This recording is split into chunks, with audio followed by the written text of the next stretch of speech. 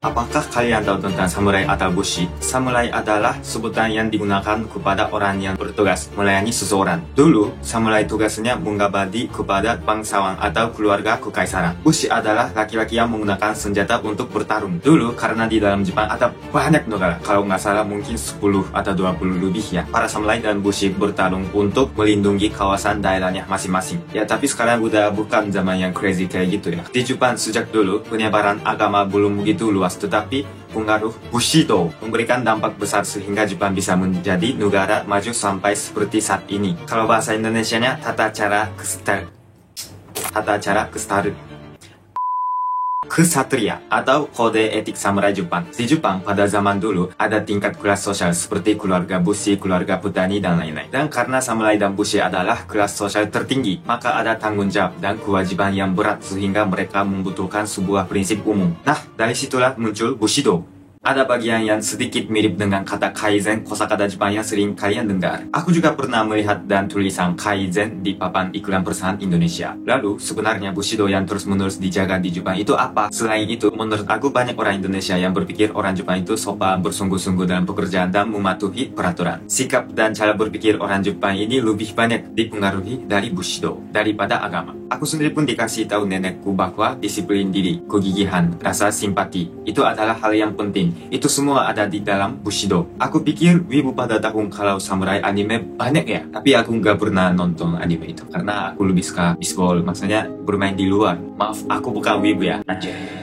Aku pikir Bushido bisa beradaptasi atau menyesuaikan dengan masyarakat sekarang ini. Dan menurut aku, cara hidup dan cara berpikirnya dapat memberikan efek pada performa kerja maupun hubungan sosial. Kalau gitu, sekarang aku akan berbicara tentang Bushido. Yang pertama, Gi, kebajikan atau kebenaran. Dalam Bushido, hal yang penting sebagai manusia yaitu jalan yang benar dan merujuk kepada keadilan. Tidak berkhianat atau berminat untuk berbuat licik. Dan dia juga tidak mempertimbangkan terhadap loss and profit. Misalnya, ketika dalam sebuah pertandingan ada samurai dan bushi yang kelihatannya akan kalah. Banyak dari mereka yang bersumpah akan berjuang hingga akhir untuk pimpinan mereka masing-masing tanpa memperhitungkan untung dan rugi bagi mereka walaupun ada kemungkinan mereka mati. Dan masih ada cerita menarik lagi. Dulu, di dalam Jepang ada banyak negara ya. Lalu ada samurai yang dinamakan A dan B. Masing-masing negara itu ada pemimpinnya. A dan B adalah musuh yang ingin satukan di Jepang. Pada suatu waktu, ketika negara A mengalami masalah kekurangan makanan. Meskipun B adalah musuh dari A, tapi katanya mereka mengirimkan banyak garam yang dibutuhkan untuk kehidupan negara A untuk membantu kehidupan dan petani negara A. Kata-kata pimpinan negara B saat itu, karena pertarunganku dengan negara A itu bukannya bertarung dengan beras dan garam, tapi karena dengan busur dan anak panah. Keren banget ya, mecha keren. Aku suka dia. Aku laki-laki sih, tapi kalau ada laki-laki yang kayak gitu mungkin aku bisa suka juga ya. Tapi tolong tenang, aku bukan gay, normal kok.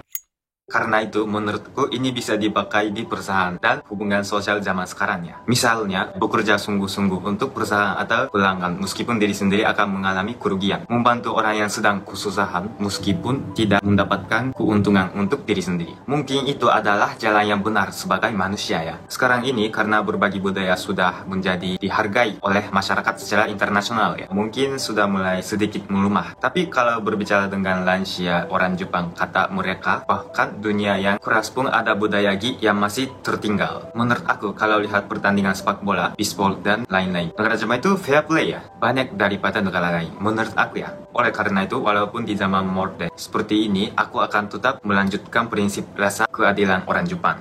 Yang kedua, keberanian. Ini artinya bukan hanya bertindak dengan memiliki rasa berani sudah cukup ya, tetapi artinya bertindak dengan keberanian dan rasa semangat seperti yang ada pada poin Gi yang telah aku perkenalkan tadi. Oleh karena itu dikatakan bahwa Gi dan Yu adalah kembar. Ya BTW aku pernah dibilang kembarnya Roy Kiyoshi, tapi bukannya, aku belum pernah operasi, aku lahir di Jepang juga. Si Roy Kiyoshi itu orang Indonesia ya, jadi kami bukan kembar ya. Jangan salah paham ya. Hanya saja menurut aku mungkin dibayangkan kalian image-nya meskipun kelihatannya udah mau kalah di pertandingan samurai dan bushi tetap berani berjuang. Akan tetapi di saat kondisi seperti itu ada juga samurai dan bushi yang harus tetap hidup untuk keluarga yang mereka cintai. Karena itu ada yang dengan berani mengakui kekalahan atau kegagalannya dan pelaku negara masing-masing. Kekalahan dan kegagalan itu hal yang sangat memalukan kan? Mungkin menurut aku dibodoh-bodohin atau dianjing-anjingkan ya, atau ditertawarkan. Tetapi ada ada juga samurai dan bushi yang dengan berani untuk memilih hidup dan mengakui kekalahan dan kegagalan. Ini juga namanya yu.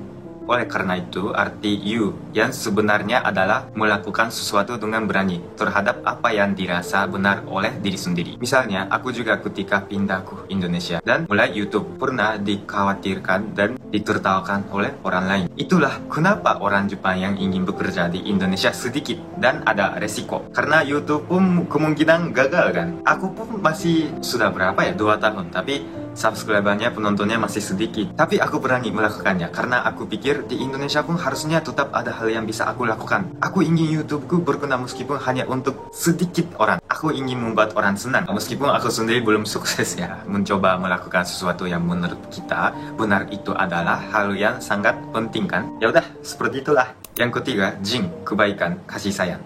Kalau dibilang pakai kosakata zaman sekarang, yaitu hati yang baik dan peduli terhadap orang lain. Misalnya, meskipun orang lain atau teman kita gagal, tapi kita tidak melupakan kebaikan hatinya dan perasaan simpati. Katanya samurai dan bushi juga punya hati yang seperti itu. Samurai dan bushi ada image kuat dan menakutkan. Tapi orang yang kuat juga perlu jin agar bisa dianggap layak untuk menjadi seorang raja yang hebat. Misalnya, sumo itu mudah dikenali sebagai olahraga Jepang. Dalam sumo, katanya meskipun menang, tapi sikap bergembira dan mengatakan itu tidak terlalu baik. Kalau aku langsung melakukan ya, tapi katanya nggak boleh itu. Hanya saja banyak orang yang mengertikan kebaikan dan memanjakan orang lain itu adalah hal yang mirip. Tapi ini adalah dua hal yang berbeda. Misalnya, kalau aku kasih contoh yang mudah dimengerti gini ya, karena atasannya ingin agar bawaannya bisa berkembang, maka meskipun berat, dia memberikan pekerjaan yang sangat sulit kepada bawaannya. Terus di zaman samurai ada yang namanya harakiri.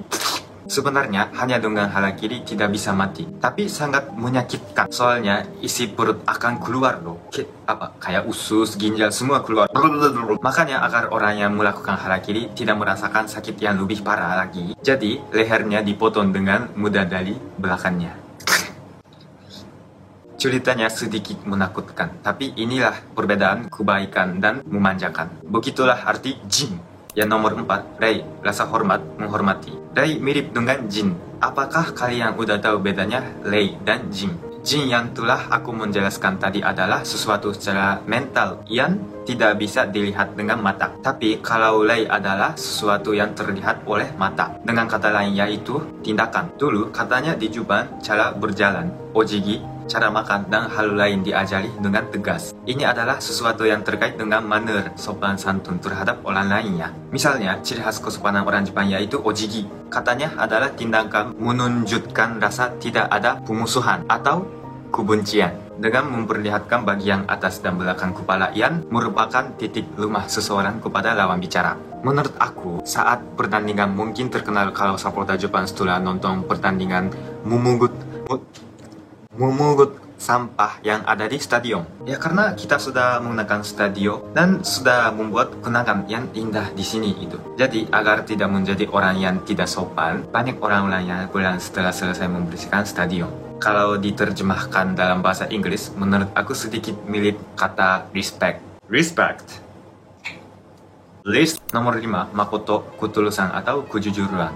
Kejujuran. Kalau diungkapkan dalam kosakata saat ini, bisa diartikan tidak berbohong atau jujur. Dulu ada kata-kata gini. Bushi ni nigon wa nai.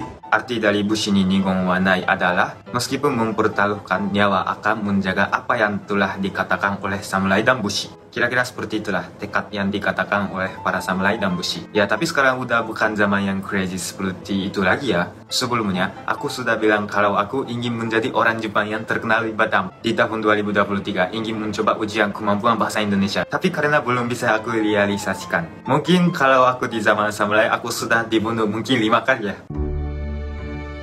Tapi masyarakat sekarang ini ada kalanya harus sedikit berbohong untuk menghasilkan uang atau brandingnya. Oleh karena itu, aku pikir seperti jin yang tadi, penting untuk berbohong demi orang lain. Misalnya, kalian sudah bekerja di Jepang dan sebenarnya kalian benar-benar merasa kesepian. Tapi menurut aku, untuk menenangkan keluarga yang ada di Indonesia, banyak orang yang bilang, aku tidak apa-apa kok ibu, gitu kan. Aku juga menurut aku ini adalah bohong untuk kebaikan. Tetapi tidak boleh berbohong untuk melukai atau menyakiti orang lain. Tapi misalnya ditanya oleh anak perempuan, wajahku gimana?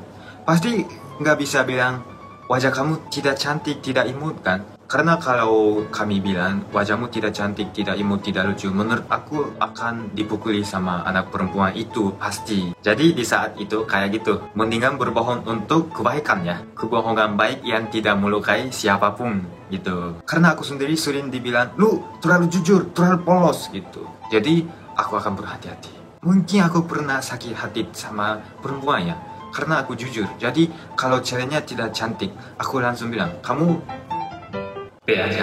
Yang nomor 6, Meiyo, kehormatan.